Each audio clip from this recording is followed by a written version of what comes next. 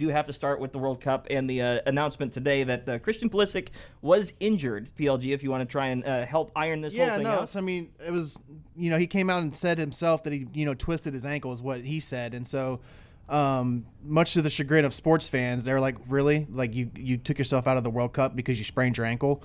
And so it came out today that he actually has a bone bruise and a microfracture in his tibia and fibula. So, I mean, that's a much more significant injury than just, rolling your ankle. So, I mean, there is a little bit of, I understand it a lot more now. They said that it happened, and I remember this moment in the game. It was when he tried to take the shot and he kicked the back of that player's leg at the edge of the 18. Yep, and it did look awkward. It was like the 54th minute, early in the second half when the U.S. was starting to make a push. It was a 2-1 game at the time. It was literally a bad break in this case. But even in the immediate aftermath of that moment, I think people have been kind of waiting to pounce on Pulisic to some degree. A little bit. I was one of them. I mean, like, this is a guy that was essentially, through commercials, through promotions, through everything. Like, if you've seen any World Cup promotional material, Pulisic's been everywhere.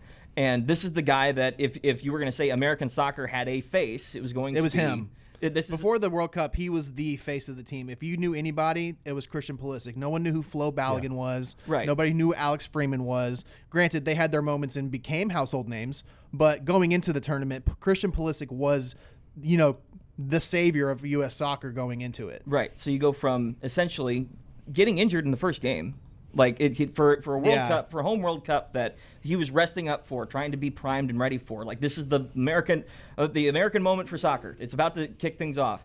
Next thing you know, different all of a sudden, issue too is a soft tissue, like hamstring kind of thing, and Correct. So that's why they took caution and took him out of that game and then rested him for the Australia game, and it actually kind of benefited him that there was so much time between all these group games. I mean, there was a week between each game that he basically took 2 weeks off. Yeah. And was able to nurse that injury, and then came back in the Turkey game, played pretty well. Solid. And then, but again, even then it was injured in the Bosnia game, and then against I'm blanking all of a sudden, Belgium, because they beat us so badly I forgot the name. But even in that game, 11 turnovers in the first half, took it on the chin. Like, this is for a superstar to have that performance in this kind of high magnitude environment. Took it on the chin, and especially with the statement afterward. And we'll pull up his statement here, which is a little bit better. This was something on Instagram that he posted recently in kind of response to things.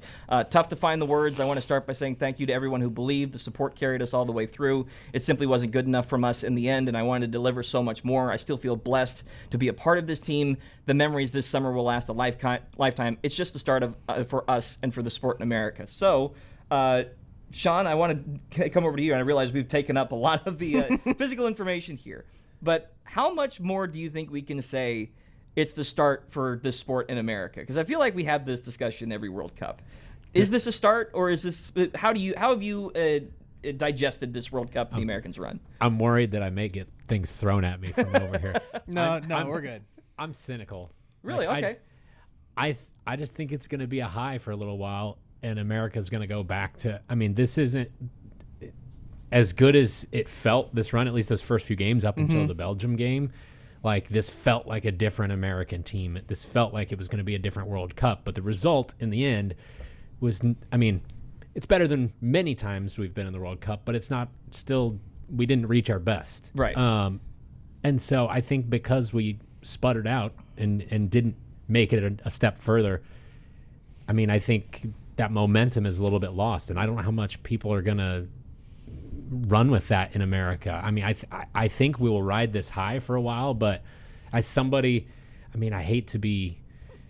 No, you don't hate to be anything. That's fine. I mean, this is part of the the diagnosis of it, right? But I mean, as someone who's never been like a huge soccer guy, like, I enjoy watching it from time to time. But as somebody who's watched other sports that are the American sports, baseball, football, whatever it may be, I feel like a little of that has worn off from me already, just from them losing. Like, it's like a gut punch. But I mean, it's also the same of if one of my teams in the NFL or Major League Baseball sputters out in the first round of the playoffs or doesn't even make it, then it's like, I don't care anymore. I don't want to watch this. Like, I'm so mad, and so you just shut up. So it may be a little bit of that, and I'll come back to it soon. So, but you're basically saying it's the lasting taste. It's the lasting image that will affect a lot of people and how they remember. I think That's so. the I think this unfortunate Belgium. piece. Yeah, I think people will be like, oh, that's American soccer.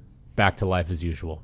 I think that's the sad part. Zeke, if you want to bring pop in here real quick, I'm curious because again, Zeke, for those who don't know, is not a big avid sports guy at all. But I'm curious, how have you been digesting this World Cup? How have you been? Have you been on the Team USA train, or like what have you watched at all? Same like with Sean, like a lot of stuff from work, but also I've been loving like the memes online. Like those are the funniest things. Like Zeke's a big meme guy. There was one guy, I can't remember his name, but they kept putting him on like a Viking, and he would do the row thing. Yeah. And they were just putting him in all these like funny situations where he's like a Viking from out of time, just walking in there and like getting everyone amped up. And I want to say Norway. Yeah, I believe Yes. that's Holland. That's Yep. one of the big names from this tournament for sure. Yeah. So that stuff I'm enjoying a lot. Like and all the like people from out of the country who are showing up and being like, I love this place. Oh my God, like.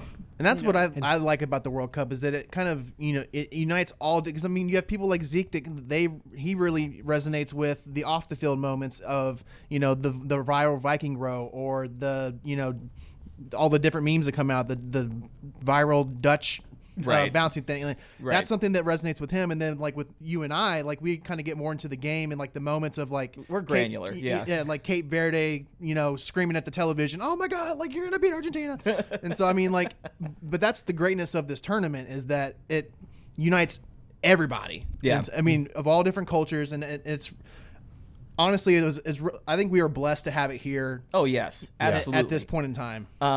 And just from an experience of other cultures, right? Yeah. Like as much as like we've been in World Cups before, obviously we get the semi boost, but to have it in your backyard makes a significant difference. It's so much different watching it on TV in another country than it being right here in your backyard. Yeah.